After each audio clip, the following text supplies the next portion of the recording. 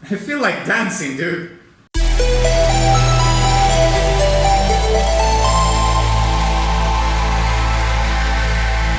Greetings, Wonder. This is Atlas here, and welcome to the Void. Today I'm going to be reacting and breaking down to a song called Unforgettable from Kingdom Hearts 3. This is a very special request because it comes from one of my Patreon supporters, and his name is James Smith. And the comment says, requests. Here are a couple that I feel will be quite worth your time. Unforgettable from Kingdom Hearts 3.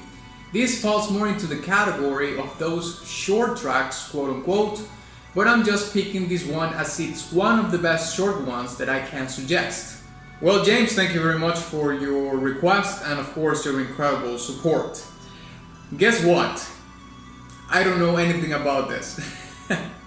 It's like you already see it coming at this point, right?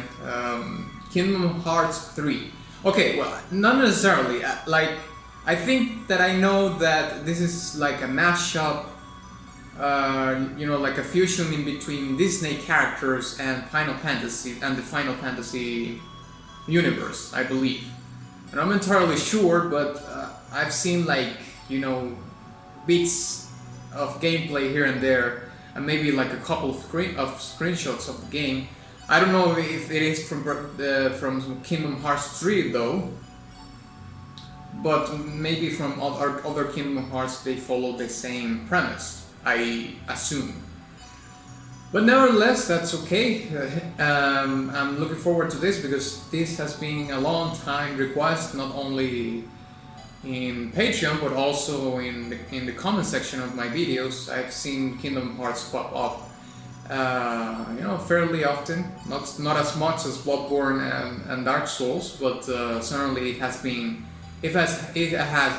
a presence there. So onward. Okay, Unforgettable from Kingdom Hearts 3. Boom.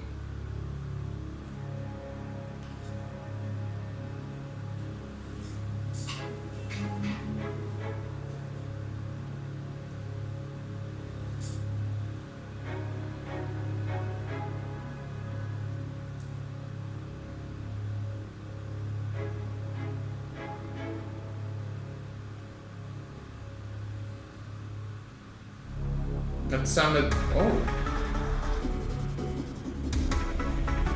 That introduction was very brooding.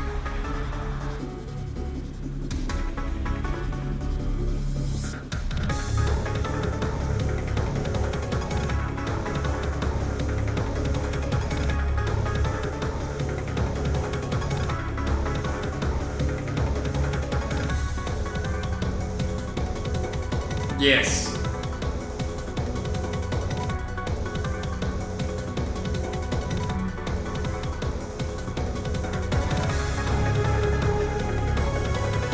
I love the expressiveness of these synthesizers that are always up.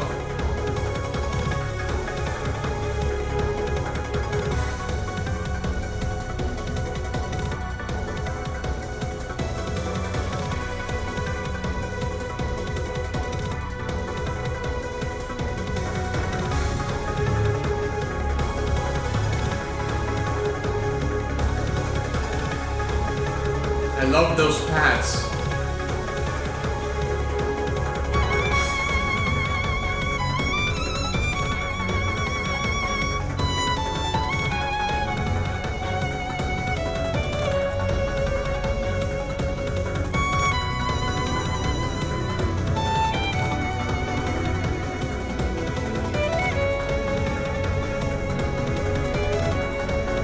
Violin sounds incredible.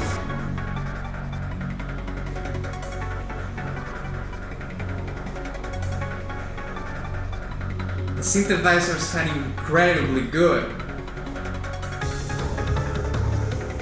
Like the patches and stuff is...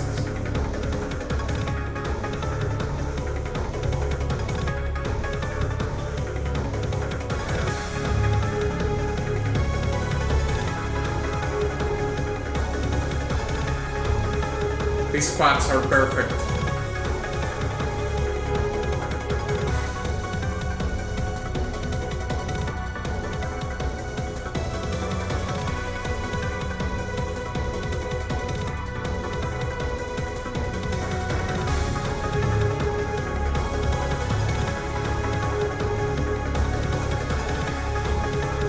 think this might be a boss battle. Like it has the pace, the tempo. It's repeating the fast part, violin. I feel like dancing, dude.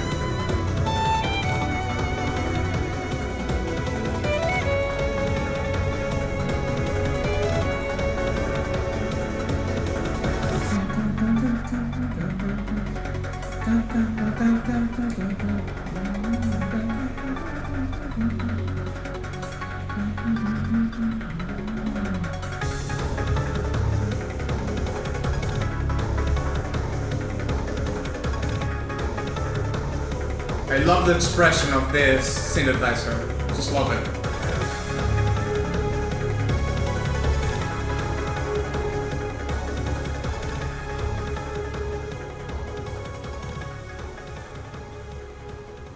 And it fades out. Yeah, there we go. Oh, I loved it.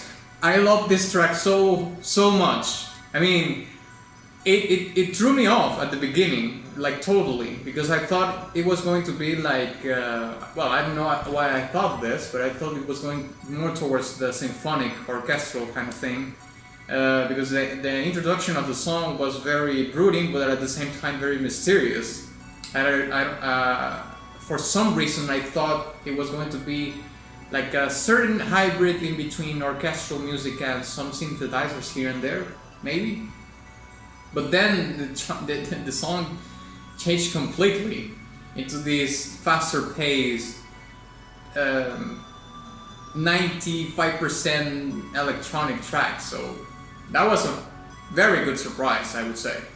So in the breakdown, we're going to be talking about how the introduction of the song sets a tone and has a purpose into introducing you to the track, and also how all the different synthesizers play a role in the storytelling of the track itself, and also the tempo. The tempo it's a very important factor here because it's a fairly fast-paced song.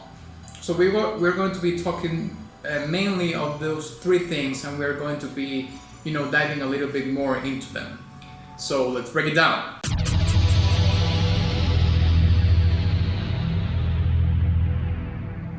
Okay, so the first thing that I want to mention about this track is that I'm going to make a bet here and say that this is a boss battle track, a boss theme.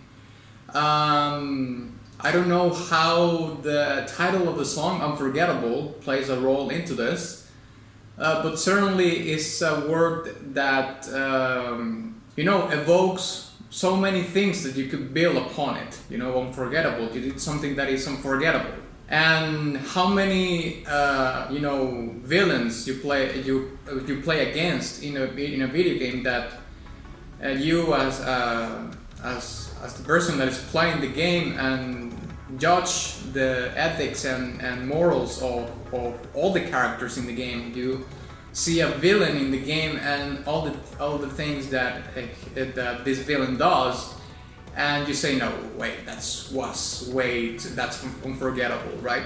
So not only by the title, but other things in the track are kind of signaling to me that this is a boss battle. But just thinking about the title of the track itself, it's something that I can kind of connect to, the premise that I'm trying to make here. So with that being established, I want to talk a little bit about the intro of the song. The intro is super brooding. You don't know where it's going, and it throws you off a little bit, I would say. I mean, it completely threw me off. It wasn't like a little bit. Like, I was completely thrown off by it. Not in a bad sense, but it was because the rest of the track was so incredibly and radically different from it that's precisely, I believe, the effect that the composer wanted to have with the introduction of the track, because it starts with this droning bass, holding this one note and these very inconspicuous strings. But then you have this synthesizer pad that comes in along to kind of introduce you to the rest of the track, which is, the very synthesizer heavy part, which is fairly the rest of the song, but it's kind of hard to figure out, you know. Like, well, yeah, it might have like a synthesizers here and there, but it's not like it's a complete change. But I really dig that he did that, because it creates unpredictability in the track and also makes the track way more interesting. Another thing that I was thinking about when I was hearing the intro is that it might be a section in which you are not necessarily playing, but watching something happen, like a cinematic in the game, or you're having a dialogue either with against the boss, or I mean with the boss, or one other character that might be your sidekick or something like that, you know, or maybe you are on a clean passage, you know, on a clean section that you're just walking towards the place where you're going to fight the boss, and the intro starts playing, you know. Something along those lines, because I don't think that any fighting is happening there, or if there is indeed fighting going on, it will be like super kept at a minimum, like it's not like the fight, you know. Now let's talk a little bit about the tempo of the song, or the pacing of the song, you know, how fast you hear the song, because I think this is one of the main elements that leads me to believe that this is indeed a boss battle. And you know, the tempo of the song in this particular one invests you a lot into what's going on, not only in the track but also in the video game itself. So by the track being faster than any other track in, you know, in the whole repertoire of the game, it can signify many things, you know. Like you ask yourself, what does it mean to the fight itself? What's the purpose of having the track go faster, quote unquote, or having a faster tempo, you know? And to me, it's like a description of what might be happening in the fight, you know. The fight might be like very active, very involved fighting, like you're, you know, evading attacks all the time and moving back and forward, trying to flank the enemy or whatever it may be, you know, something like that.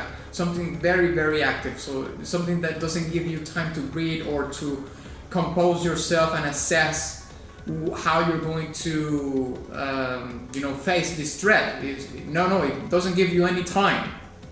You have to be on it all the time, like thinking and moving forward, back and forward in between the attacks that the boss is executing against you or something like that. And that's how tempo can add to that premise, you know. Remember that the music is in video games are supposed to be a supporting role, so the music needs to feed upon that premise. Now there's a final thing that I want to make a comment about the tempo, and it is, and especially this kind of tempo that doesn't have so much variation on it, is that there's an intrinsic tension into the tempo itself. It doesn't even have to do anything with what's being played in the instruments or anything like that. It's just by how fast you hear the song. In these particular tracks, it's not like it has peaks, and it's more of a dynamic kind of thing in the tension, just in the tempo. It's like the faster tempo sets a higher bar of the tension, and it's kind of an even tension that you feel throughout the track itself. But I'm going to talk a little bit of some of the instruments that add some spikes in that fairly flat, you know, tension that is built, because like I said before, there's tension built into the tempo itself by being faster intrinsically. And you know, maybe you're playing the game and then, you know, fighting this boss, and the faster tempo, it gives you that tension, you know, that sense of, okay, I have to go, I have to do this, and I don't have any breathing part, I don't have time for anything. It's like you're always going on and on and on. So that of course builds a tension in you, like my God, I don't have any time to breathe or to relax. I just have to carry on with this. So that's like the base building block of the tension, right? Like it doesn't start lower and then builds up. It's like it already starts at a certain point. I wouldn't say that it starts at like at 100% of the tension that you can feel in the track. But let's say like it could start like at 50% or something like that with the fast tempo, and then the instruments are the ones that, or the arrangements in the instruments are the ones that are going to give you the picks, which we're going to be talking more in depth in the following section. Now I want to talk about the violin. The introduction of the violin was a superb addition to the track, and I'm going to tell you why. Because I believe that, of course, this track being so synthesizer heavy, of course, have this very synthetic feel. It sounds very synthetic. And therefore, having a violin, it doesn't matter if it is an electric violin or an acoustic violin. It doesn't matter. Is it called acoustic violin? Well, let's just say it's a regular violin instead of acoustic violin. I don't know why I said that, but okay. Coming back to my to the premise that I was talking about, it makes a very good contrast in between, you know, this synthetic world that you hear, which is all over. It's very lush, because like I said before, the track is very synthesizer heavy, but having the violin adds a very welcoming contrast to that. And also the melody itself, like the way it is written, it gives you a touch. It gives the track a touch of posh, let's say, a touch of elegancy, which adds even more to the premise of of adding contrast to the track, because the track itself is, like I said before, very synthetic and somewhat mechanical in the sounding, especially. This mechanical sound element that there is in the track is very much given by the percussion or the drums that you hear in the song. But that, of course, is like it's like even expanded or built upon tenfold by the synthetic nature of the synthesizers. Now, finally, I want to talk about a very specific element, which was my favorite part of the track, which was this synthesizer that you hear pan to the left, that kind of have this kind of opening and then closes really fast, and then opens and closes really fast. It can be like a lead synthesizer, you know, this arpeggiated synthesizer lead that has you know, like a volume automation where you can hear it, that the sound comes in and then goes, and it comes in and then goes, or a very long oscillation in the sound, which will be like that, you know, like the sound, it sounds like it builds, and then it goes and builds and builds up in, and then it goes, like it disappears, let's say, like instantly, and then builds again and disappears instantly, and it's a cycle on itself, which is very much like what an oscillation is. So that particular instrument by itself is what builds the tension to an even further level, and since the song is, like I said, fairly fast paced, it only makes sense that kind of cycle in this expression this synthesizer have is fairly fast too. So you feel the peaks really fast. So it builds a bit, and then it takes it away. It takes away the tension, and then it builds it again and takes it away. But it's all the time, like you hear it all the time, and it's a very interesting effect that it creates in the listener, because like I said before, you have the tension built in, let's say 50%, but then you have these peaks, 100%, 100%, and then it takes it away. So it's even more it creates an added layer even of tension by itself by doing that, because it builds the tension like really fast, but it builds it and then it gets to 100%, but it takes it away and then builds it again, and on and on and on. So it's like, come on man, just give me a break, you know, something like that. So yeah, I think this was a fantastic song. I loved it. I loved the Brooding introduction, the synthesizers, I mean the patches that the composer decided to use here are matched, they all match perfectly. The synthesizer, you hear it pan to the left, was to me the highlight of the track, because it expressed and communicated so much of what the track needed to communicate or to make you feel.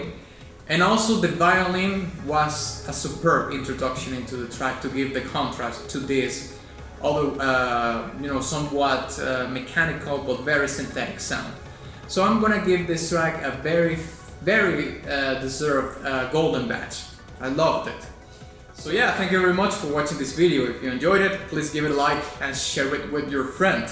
Also, please don't forget to visit my Patreon or subscribe star in case you want to make your request have more priority, and my Ko-fi profile in case you want to make a one-time contribution, or my Teespring shop where you can get merch and all that jazz.